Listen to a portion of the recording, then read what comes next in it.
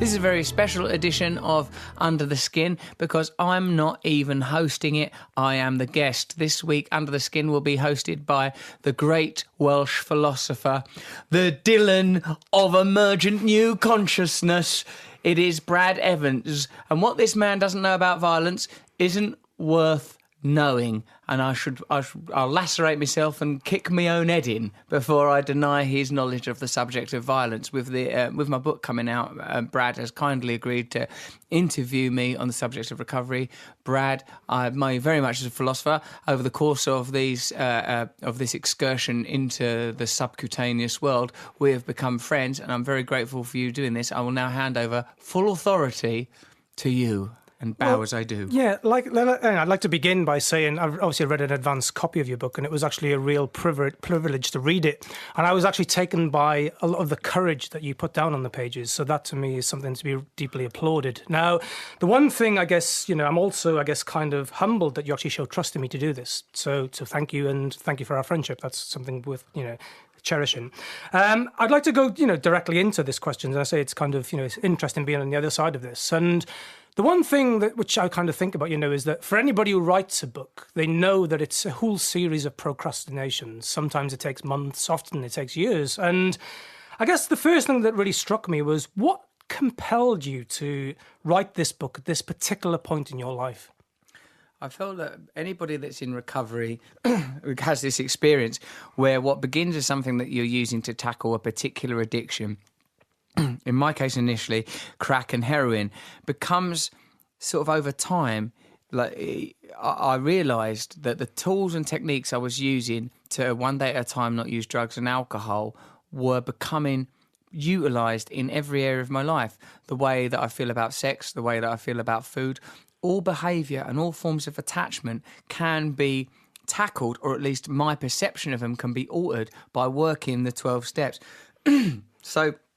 Excuse me, coffee, mate. But so what I felt was like this, at this point in my life where I feel like I've gone through so many layers of disillusionment with fame, disillusionment with Hollywood, disillusionment with sex. And disillusionment is, I think, by and large, a bloody good thing. Who wants to be illusioned? So I felt like, the recovery is the lens through which I live my life. It's that my relationship is conducted through the program that I describe in this book. Obviously, my spiritual development, the way that I relate to other people. I by no means do it perfectly, but it's a technique that so effective that I want to expound it because I've seen it change lives of people with really serious chemical dependency, really serious behavioural problems.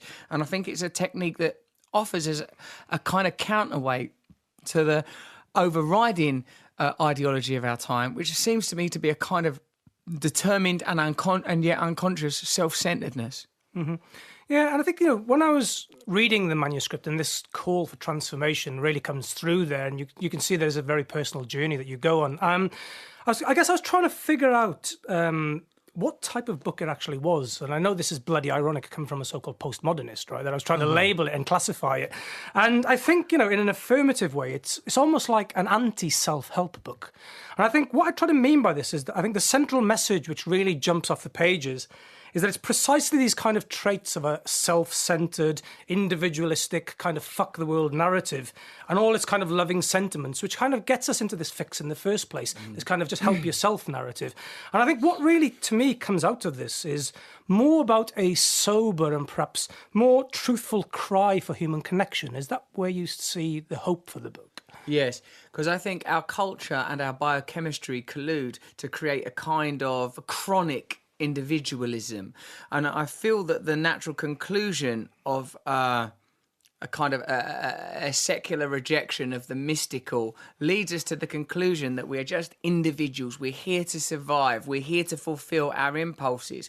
In the original 12-step literature, it says, we have no argument with those people that say perhaps man's purpose is simply to fulfill these biochemical drives, to procreate, to survive, to dominate, the selfish gene approach. But he says one thing we are certain of is no one has made a word worse mess of this way of life than we that suffer from alcoholism and addiction. And like me, when I try to live my life as a means to find personal fulfillment, I get into sort of a kind of peculiar despair. I start to feel lonely. I start to feel disconnected. That don't mean I don't pick up the cudgel once again and try to find my way back to false profits. Why I feel qualified to write a book on addiction is because I've been addicted to heroin. I've been addicted to crack. I've been addicted to fame, money, sex, relationships, other people's approval. I see this phenomena emerge again and again. And I'm starting to think that the label of addiction in itself is too confining, that actually this is the human condition in motion, yearning itself, yearning. And we live in a culture, I think, that uses as its fuel this will to acquire. You know, like I thought it's become, the reason I wrote the book is because it seems to me that simple though this is, and particular though it is in origin, it entailed within it are tools that could change people's perspective in quite a profound way. And what you say there, Brad, about it takes you from a point of view of going, oh, if only I can get this, when I get that, I'll be cool, or if that person understood me, or if I could have sex with that person, or if I could get those shoes, all of these being personal examples from my own life, like, everything will be okay, and it doesn't work. But if I go, like, you know, and I don't do it enough because every day I wake up once again bewitched and hypnotized by individualism. But when I go and spend time helping other people, sometimes in real blatant sub-Princess Diana ways, like going to a homeless shelter and getting proper hands-on and being amongst it, or if just on a basic communal way, like we human beings should be, taking phone calls from other people that are suffering, reaching out and talking about their problems for a change, which...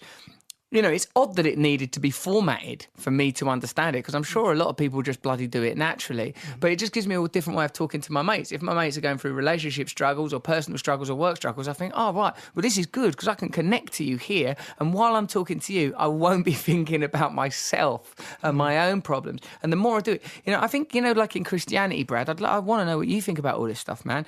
Like when it talks, like when Christ says, get down with the poor, you know, like that's where it's at. You know, it's not like, oh, my God, look at their scars and lesions. It's like there's some energy there when you're helping others, and and not only that, the other people that help others are beautiful. So you start to feel a kind of elevated sense of connection, purpose, meaning, all of these words that are, I think, being increasingly marginalized, empathy, all these things that are being excluded from the sort of political ideologies of our time and the social ideologies of our time, suddenly become accessible through the most basic things.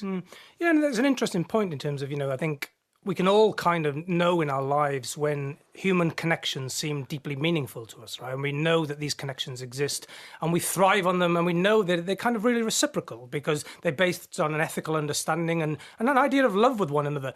But we're often driven actually to relationships, which, as you say, we're trying to seek affirmation in the wrong places, and they become very toxic, and sometimes society can actually promote those types of relationships, which we know are actually deeply, you know, detrimental to ourselves, to our emotional well-being, to our intellectual well-being, and yet we still strive for them.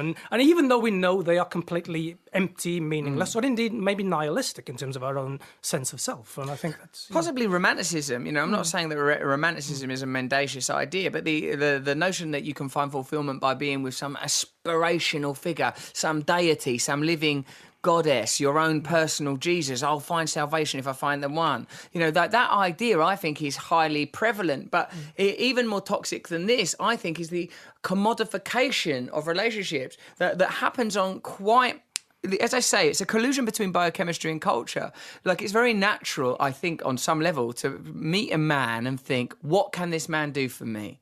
Can he serve me? Can he make me feel better? Can I make money? Is he going to be a good ally in a fight? What can I do with it? Or in my case with women, do I want to have sexual intercourse with that woman? Is this person going to make me feel better about myself? This is the modification and the objectification. It happens, you know, in my case, it happened quite automatically. I have to work to not approach relationship in that way. So for me, the program is the antidote to the type of thinking to which I have a tendency. That's all addiction is a tendency. Left on my own, I will go that way unless I intervene, unless there is a program. And the other thing, Brad, I think it seems to me to be important, is we don't choose between a program and no program. we have a program. You have the program of your family. You have the program of your society. You have the program of your culture. You have the program of consumerism. If you don't undo that program, if you do not decode yourself like someone leaving a cult, then that's the program you're living with. The program of I'm not good enough. I'll never be good enough unless I get this object or that object. I won't be good enough unless that person can accept me. Now, what I think this offers, because it was designed to tackle alcoholism and addiction, is a way of untangling the strands that web us to materialism, consumerism and objectification and individualism. All these things that are based on the idea that what can be measured, what can be weighed is what is important. See, like it's not like I'm anti-atheist in any kind of, I know loads of people that are atheists, probably you, like that are fantastic and incredibly smart and compassionate and wonderful people. My concern is that there's a thread within atheism that tells you that the only thing that matters is that which can be ascertained, and science in all of its main disciplines is forever peripheral, forever on the brink of new discoveries. And when you get someone like Elon Musk saying, with the kind of virtual reality technologies we have now, there's no way of proving that we're not all currently living in a virtual reality. And I had a go on my mate's virtual reality thing, my little mate Ezra, he's only 11 years old. And I thought, oh my God, you can be immersed now in a totally different reality. So Elon Musk saying, if we can do that, imagine what other cultures could conceivably do. You can't rule out the possibility that this is one. Well, bloody hell, that's what it says in the Bhagavad Gita, except it doesn't use the word computer. Like, what is it that you want? Now we're saying, yes, the material world is an illusion that's like it's transmitted into your consciousness through the senses. You reconfigure it, and and the inflections of your culture denote what meaning you attribute to the external stimuli. Now, the only way of decoding that, I think, well, not the only way, but a way of decoding that is by in personal crisis, you get the opportunity to reevaluate that crisis. It could be divorce, it could be drug addiction, it could be a heartbreak or some other existential crisis. But when you're at that point, whether as an individual or as a society, you can say, is this the kind of life I want to believe, that I want to live? Do I believe it could be different?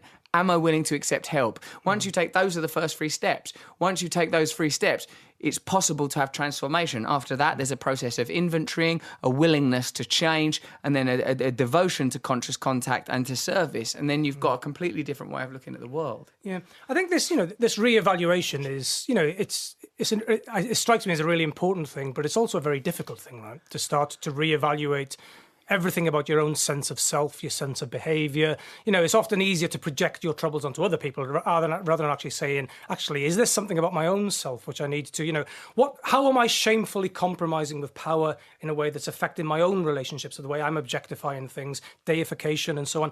But I wanted to bring us on to the step that you said, because I think when I was reading the book, the first kind of couple of chapters was kind of like, yeah, I can go with this, right? It's kind of, there's this step around, okay, admit you have a problem, then go and speak with somebody.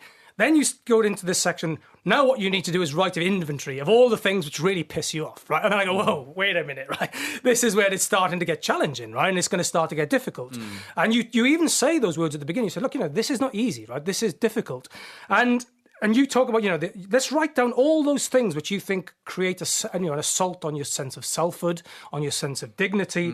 And, and the phrase you actually use here is the uncomfortable confrontations, right? So deal with this uncomfortable confrontations in your life. And I was wondering, how did you actually feel, of course, from writing the book? Because in many senses, you must have had to revisit a lot of uncomfortable confrontations, which you had already might have kind of dealt with. But in writing the book, there was almost like an attempt to kind of revisit those issues. And, how did you feel writing this book? Because of the efficacy of the programme, Brad, it did not feel like the resurrection of the cadavers of my past, because they have been buried, and even in exhuming them, this metaphor's going well for the purposes of the book. Like it didn't. They don't bring them back to life. Now, I have a propensity to return to states of shame. I like that. I have that in me. It's easily triggered in me. It's easily triggered. Like leading up to my wedding, because I think this is the way I sort of have been explaining this. You might like it, right? My mate Matt Morgan, he said to his kid was climbing up saying hi, He went, don't climb up there, else you'll fall and your head will smash open like an egg. Right, and ever since Matt said that, the little boy coming keeps going, oh no, my head will smash like an egg. Matt said the image is too lurid for the child to be able to handle, like it's too potent an image.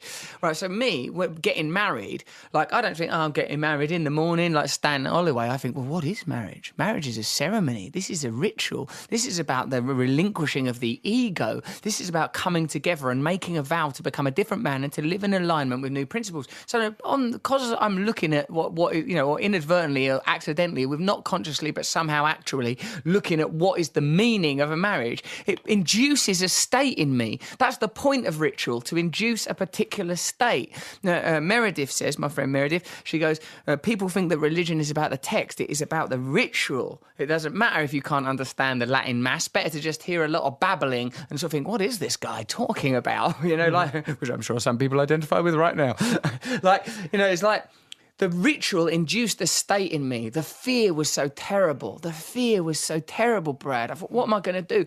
And I had to use this program to cope with the level of fear I felt about getting married the next day. Not any fear about marrying my wife, because I really want to and really wanted to. But something about that ritual, that ceremony, it meant something. It wasn't nothing. It wasn't, it's only a bit of paper, so turn up a church and then a party. No, my friends. There is the unseen. There is the invisible.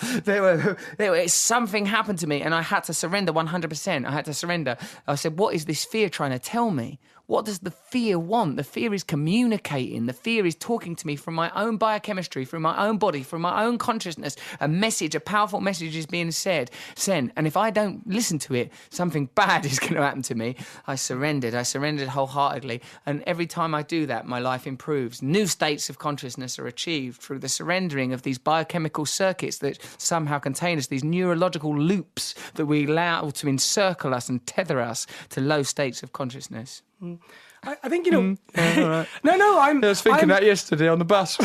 I'm taking this new state of consciousness, but I want to connect it back to a question of philosophy, because the trouble is with us bloody critical theories is we can't read any book without actually looking for the political and philosophical implications, right? Go on. So I'll read Alice in Wonderland and go, this is the best bloody book of political theory ever written, right?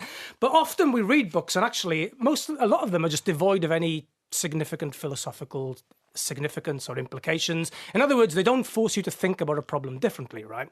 Now, the one thing which I admired about the book was it actually has a very deep political philosophical architecture to it. And the one thing which I was kind of struck with the book and what I was kind of excited when I was reading with is when you talk about this attempt to about connection, you also link it to the question, of course, life is very fleeting, life is short, and we need to find these connections and a meaningful existence. And I think what the book really kind of finds almost like a rescue in, for me, is an attempt to introduce something of the substantive over the superficial. And the substantive for you is spiritual.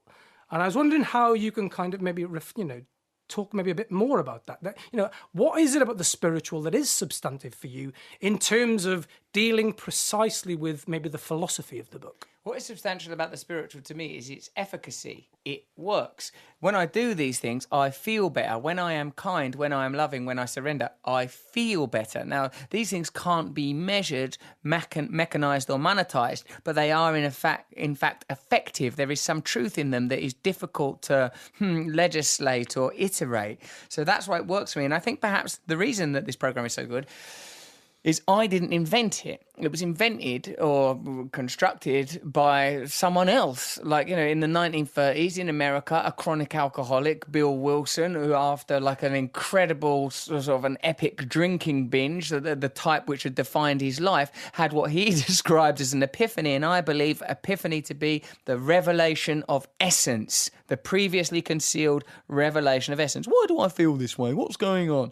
Suddenly, you know why. And Bill Wilson has this epiphany and realises that he will never be able to be free from drink and the problems that result from it unless he helps other people to not. He realises, one, he can never drink again. one day at a time.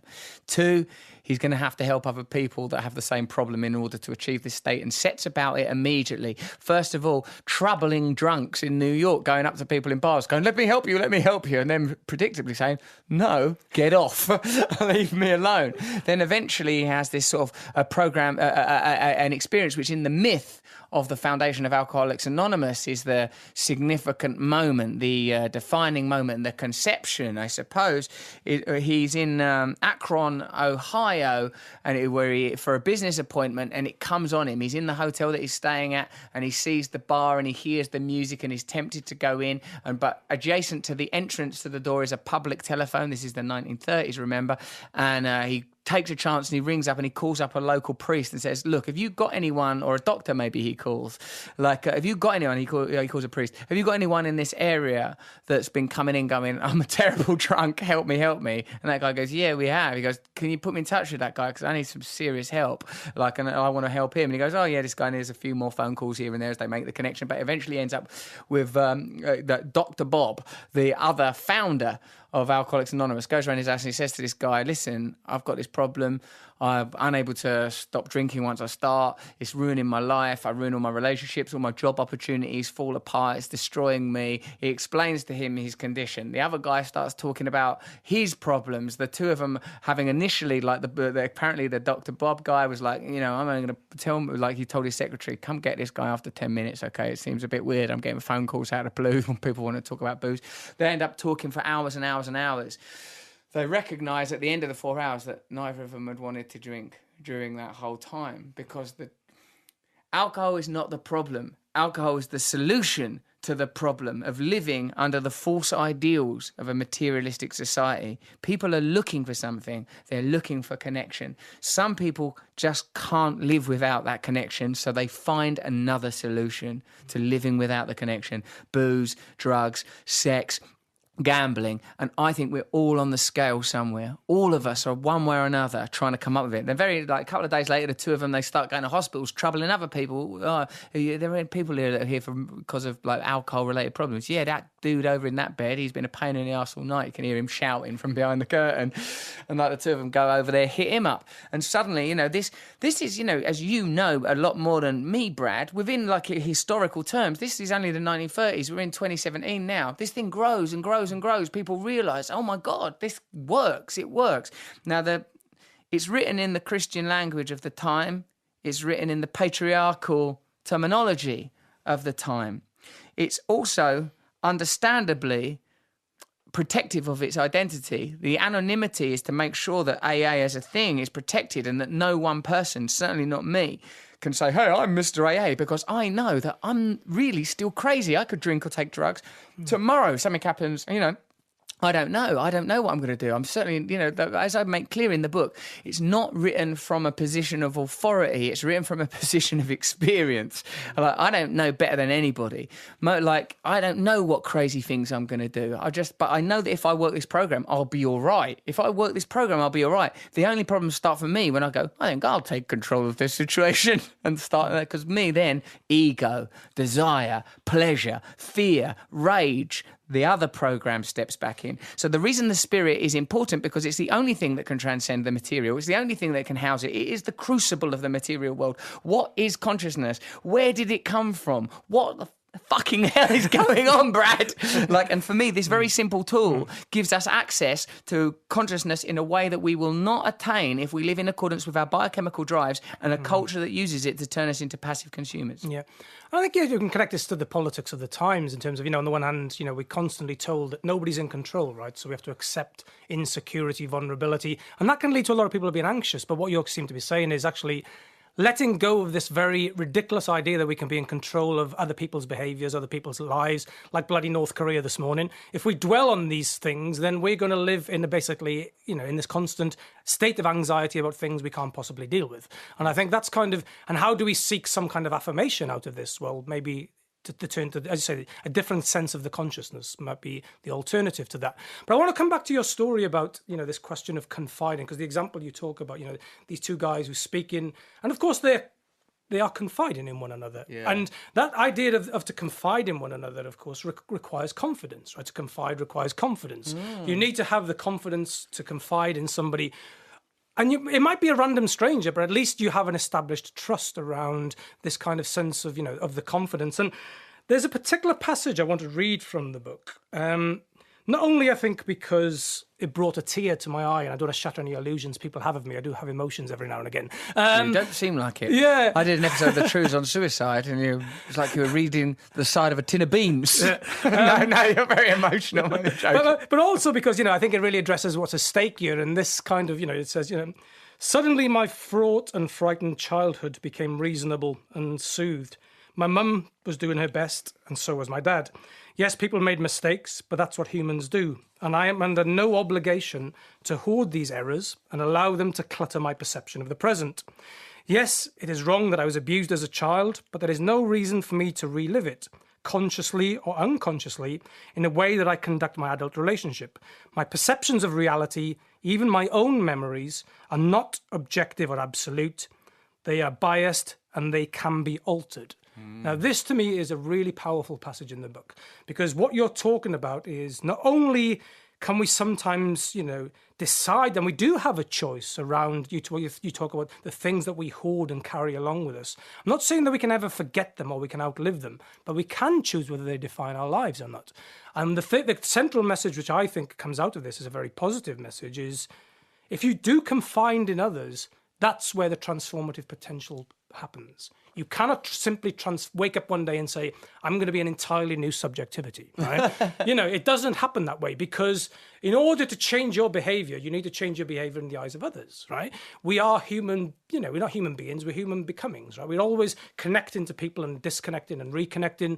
And in that sense, it requires a certain, confidence to transform. And I'm wondering what you think about it in terms of your experiences. I think you're right, Brad. One of the things that recurs lately since Yanis Varoufakis said it on this podcast was, we exist in dialectic. What is seal me in a pod and shoot me into space? What am I? What am I without? Or as Jarvis Cocker put it more simply, without people, we are nothing. Yeah, you're quite right that it is a collective and communal activity. This book, you could read it on your own, you could do the program on your own, but primarily it's about how you relate to yourself and how you relate to other people. And the passage that you read from my book, just to clarify, the abuse happened outside of my family. And the thing that I think is important about my stance, that one can alter the perception of the past, and if you alter your perception of the past, you alter the present, is that, as I said there is no objective reality, but you're right, this is going to be a state that's difficult to achieve just sat in your room. You can't just say that to yourself. It has to be realised in relationship, I believe. Mm-hmm. Yeah. I want to connect this to the social implications of the project. Now, you've already talked about, you see kind of addiction as something which is not just an individual pathology, but it's a social construct, right? Society gives you these certain values, and those values in many ways play to the human desires in a way which lend themselves to addictive personalities. And actually we're taught to desire the very things which could bring us back down to our, on our knees. And there's something about the tabloid press in Britain which is kind of revealing of this. We like nothing more than the celebrity who falls, right? Because it's almost like this, that's not the system failing, it's working all too well, right? Because we kind of expect this, right? We want this to kind of happen. And, but I want to kind of connect it also to your other work on, and I think, some of the other powerful work and advocacy work you've done on the war on drugs, and linking this question of addiction to drugs. Now, as we know, historically, the war on drugs has been kind of separated between almost like a war legal paradigm versus a health development paradigm. Now, I think, the shift towards seeing it as a health problem is a positive shift away from the war paradigm. But too often when we shift it then to the health paradigm, it invariably retreats back into individual pathology, right? It's the person who's just simply at fault because, they've fallen through the cracks or whatever else. And I think what your book is also trying to do is add another layer onto this and say, yes, addiction is a health problem. It's a mental health problem. But unless we understand the social consequences and the social effects which give rise to this problem and constantly feed it, then we will not gain a real tangible purchase on this. And, I wonder what your thoughts are on this, because this, to me, I find is really important in terms of really pushing the debate forward on addiction and the war on drugs more generally, and my question of violence and everything else which follows.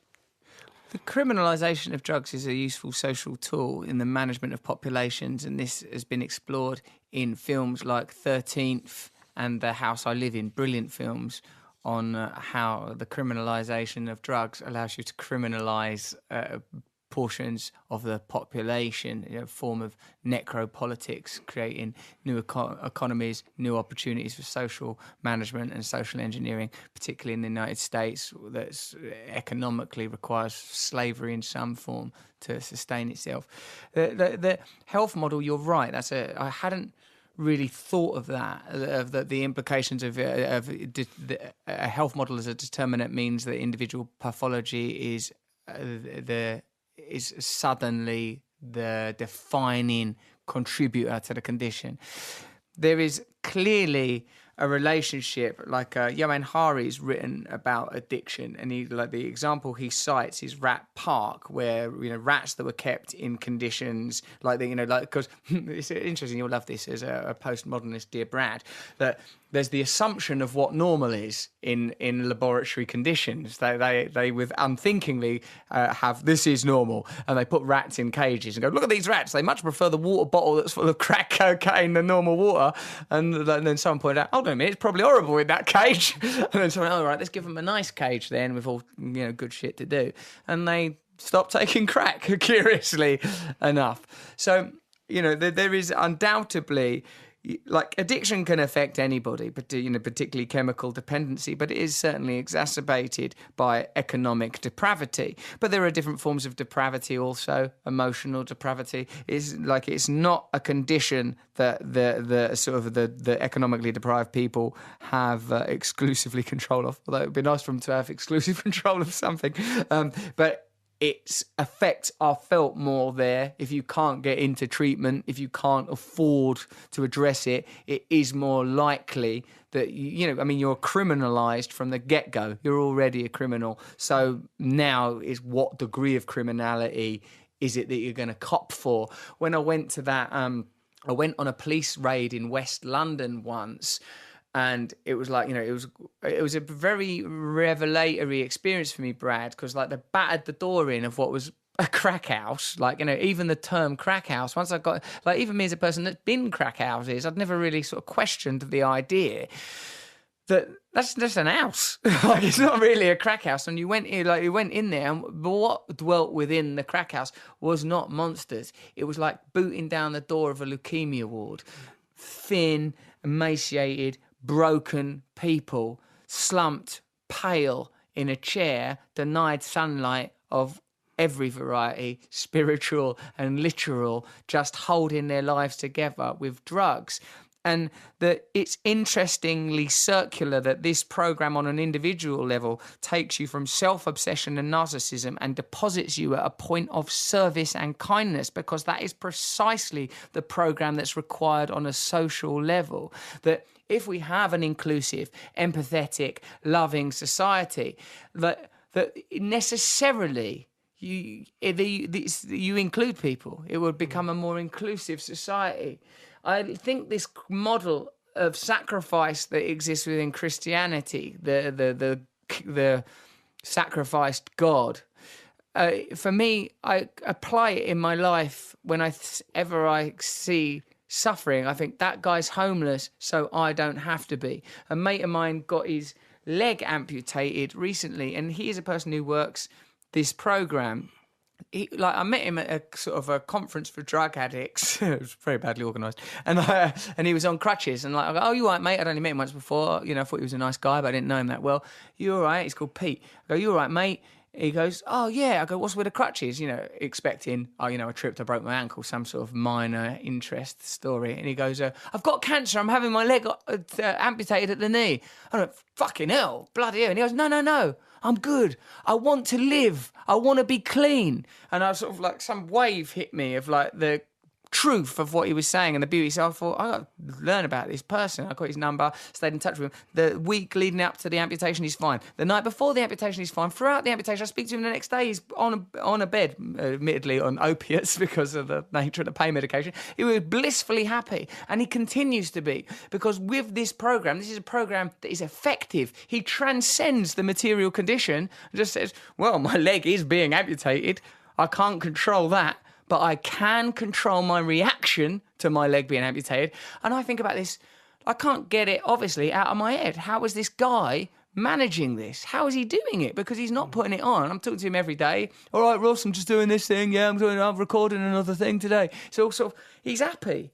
And the reason is because he's accepted it, he's surrendered it, he's working this program, and he's getting on with his life. He's not gone, now I will be defined by this problem.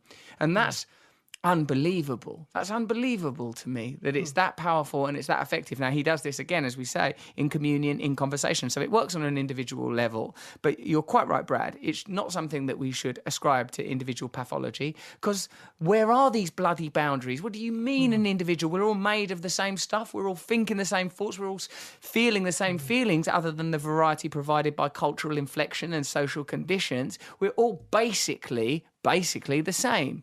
So like, if we have systems that encourage empathy, if we have systems that emphasize the corollary and connection between us, then we will build a better society. Yeah. And I want to push you on the title, which is recovery. And I think, you could offer almost like a simplistic, reductive reading of the title, which is almost like, how can you kind of go back to a previous better self, right? So how do I recover myself? It's almost like the George Best question, right? Where does it all go wrong in your life, right? And then if you can pinpoint this, but as you say, for a lot of people who are in this condition, it's the social forces, the complex social forces. There is no pinpointable moment in somebody's life where you can say, this is kind of where it all goes wrong. But I think the way I understand and the way you're using the term recovery also is also a critique of the idea that we can live a perfectible life. And one of the striking things which comes out from me of this is kind of a humility with what you're talking about is, on the one hand, not only not to take yourself too seriously, although we have to deal with serious issues in the world, but also this idea that it's okay not to be okay sometimes. And to admit this is no bad thing. That's true. And this is something, again, that I've only really found in within spiritual conversations and spiritual, not doctrine, that ain't the right word, but it's like, for me, this has always been framed spiritually. Like when I talked to Sharon Salzberg on this podcast, she said that when you're meditating, it's normal that you start thinking all the time. You don't punish yourself for that. You just return to the mantra or return to the breath. You accept fallibility as part of the equation of your humanity, that you, to a degree, relinquish the idea of perfection. But sort of somewhat paradoxically, I suppose, Brad, that one of the meanings or implications of the term recovery is that you recover the person you're supposed to be in inverted commas, I suppose, but meaning that a natural biochemical entity, such as a human being or a tree, does have in it a code. It has an intention. It will grow a certain way if unimpeded by, in our case, social, cultural, personal, and familial conditions. So the point of recovery is to get you back onto that intended path. And it is my belief that the intended path is not to be a passive consumer that just cooperates as a unit within a system of sales, just as a statistic. We are engaged. We must be reborn unto the present so that we can become really what we are, so that we can become what we are. Yeah. So this idea of rebirth, I'm going to kind of try to end then on a very positive note. And go on then. At the start of the book, you deal with the big impending D, or the death question, right? So nothing more positive than death, right? And as you point out, in the introduction, the reality of death individually, and yet it's certain, right, is something we don't like to talk about publicly. And yet, of course, we know from Plato onwards, there's this idea that to philosophize is effectively to learn how to die. And it's to learn, and death might not be a physical death, it might be the death of a relationship or the death of, an idea, the death of a person you once were, and you can kind of mourn this, right? But I don't, however, think this goes far enough. And I think actually we might need to take it a stage further. And there's a quote from David Bowie when he says, religion is for people who fear hell, spirituality is for people who have been there. Now, I think with this in mind, I think the question your book kind of leaves me asking is, how can we learn to examine our lives in a way in which maybe, as you say, the addict, has a certain experiential value, right? Because they have seen rock bottom, right? They can look at life, almost the example you give of the people who are deprived of light, right? In this emaciated state, they know what it means to look at life from the perspective of death, right? The almost already dead, right? So I think, in terms of then your hopes for the book, and looking at the future, how can we learn and maybe take the voices of these people much more seriously in terms of, if we appreciate we're all kind of knee deep in the mud, right? And we know existence is tragic, but we know existence is also wonderful, right? So how can we maybe learn to go beyond this question of just simply learning how to die and look at life from the perspective of death and become much more affirmative of what we actually have in this all too fleeting existence? Well, for me, Brad, it's become certain quite simplistic attitudinal shifts, such as acceptance, gratitude, that I relinquish the idea that I'm not homeless in a gutter, smacked up off my nut because I'm somehow superior, but just because of a random set of coordinates and events have deposited me in a comfortable life, and I'm really, really lucky and gracious. So I don't have a punitive attitude towards those people, and I see them in sort of sometimes they're right arseholes, but where I can, as repositories potentially of great truths and important information. One of the recovery charities or organisations I do work with is BAC O'Connor. They run facilities in Burton-on-Trent in the United Kingdom and Stoke-on-Trent in the Midlands, those areas. And I went to an event with them the other day and just spoke to service users, which means in this case drug addicts and stuff, and to talk through what they're doing in their program. The counsellors, a good number of the counsellors themselves, people in recovery, which I think is always very, very helpful. And then afterwards, my wife was there in sat in they put on a lovely spread for us, God love them, sort of some crisps and maybe something even as far-flung as bruschetta, but the kind of bruschetta one would get in Stoke-on-Trent. Yeah, ketchup may have been involved. I'm only joking, it's perfectly nice. Anyway, there's this bloke there who was a proper to glance at. If you can imagine Shaggy from the cartoon Scooby-Doo, but he slept outside for a year and he's had a bloody good kick-in and no dental work. This is what this guy looked like, thin, broken, and he's a drug addict, obviously, and he's come late and he's thin as fuck, and he's ransacking the buffet quite gently, just thinking, there's food there, I'll take that, and sort of packing it up and stuff. And I goes, all right, mate, and I goes, oh yeah, you're you, aren't you? And I'm like, yeah, that's right. And because I'm when I'm among other people that have got addiction issues, I feel like I don't have the obligation to try and act like I know what I'm doing or that I'm clever or that I'm in control. And I said something to him about feeling maybe he mentioned fame in some capacity, and I go, yeah, but I do get I get nervous and I get frightened. He goes, what do you get frightened for? You're Russell Brand, and who cares what other people think about you? All that matters is people that know you. If they don't know you, fuck them, right? Now, obviously, this is highly colloquial, but also for me is sort of profound and beautiful, and also the fact that he's even willing to take that role when meeting someone who's there sort of visiting and kind of I'm here as a patron of this organisation.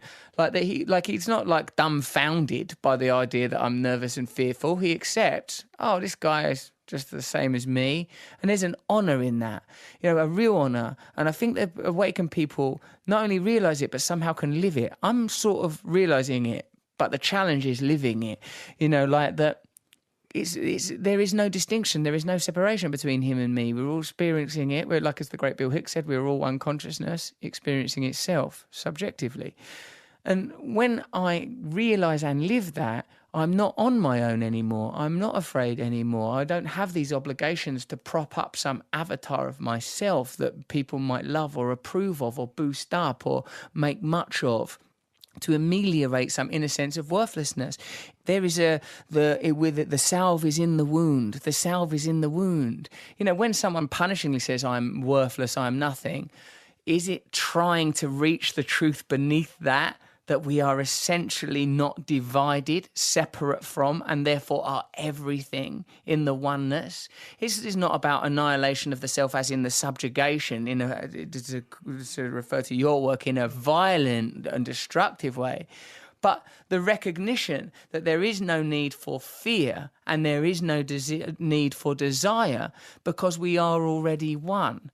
We are already one. And that these things are not just philosophical tropes or empty mantras. They are things you can live by recognizing that your own suffering can become a tool and the suffering of others can be an opportunity if you can just break out of the pre-existing and imposed paradigm that you are here to earn money, that your worth is established by what you've got.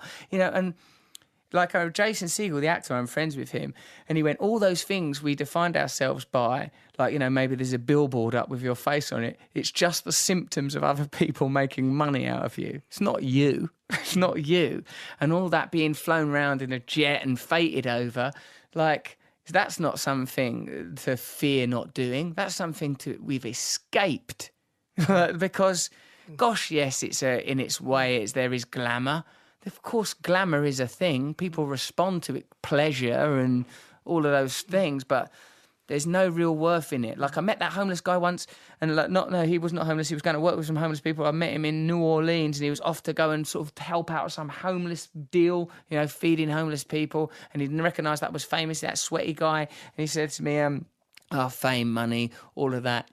That's the crumbs. I want to be at the banquet. And somehow we've been tricked into thinking, yeah, that's what religious people tell you, that, so you'll get out of the way and let them crack on with what they're doing. But this is not about subjugation. This is not about asceticism. This is not about denial. This is about finding the truth. And often the material world is preventing you from getting there. It's preventing you from getting there because we're caught up in the ornamentation and we can't see that we're all part of one garment. Yeah.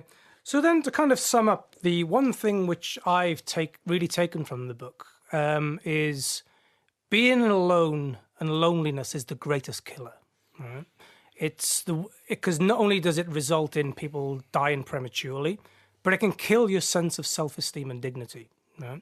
And the two, I guess, messages which I want to maybe just reiterate that what I take from the book is that if you are feeling alone, speak to someone. Or if you're seeing somebody who's lonely, just give them a helping hand, because they probably need you more than you realise. And I think that, to me, is the one thing which I wanted to take from the book. And is that how, do you have any final comments on that? Or I try to remind myself when I'm talking to people like that I'm talking to another human being, and I try to talk to them with love and respect. And often, if the opportunity is explicit, like if I'm dealing with someone who's got drug and alcohol problems or some other problem that I identify with, that this is an opportunity to be loving. I forget this all the time. I'm a pretty long distance from perfection, but I try to remember. Oh God, you didn't really look at that person in the eyes. You didn't make an attempt to connect with them. We can come from a perspective of love. We don't need to only be coming from self-preservation. We're not all here competing for resources. It's yes, there's some evolutionary truth to that millennia ago, but it's not true now. We're here to help one another, and in deciding that, we can create it. Well, it's a pleasure as always chatting to you, Russell, and thank you for the opportunity to get under the skin with you and turning the tables around. That was a bloody good wrap-up, Brad. Thank you so much for doing it. It's really lovely to talk to you. You're obviously a very beautiful person. Pleasure. And you're clever. And it doesn't matter what I say. I could go on such a long rant, where I'm referencing Zen Buddhism, bloody Jack Kerouac, consciousness itself, biochemistry, and at the end of it go, yeah. Like your mind's 3 seconds faster than mine, which I don't like, incidentally. Thank you, Brad. Pleasure. This show was sponsored by my new book, Recovery. Pre-order your copy by going to russellbrand.com. And if you like this show, please subscribe and review it in iTunes. Only 5-star reviews, please. I'm very sensitive.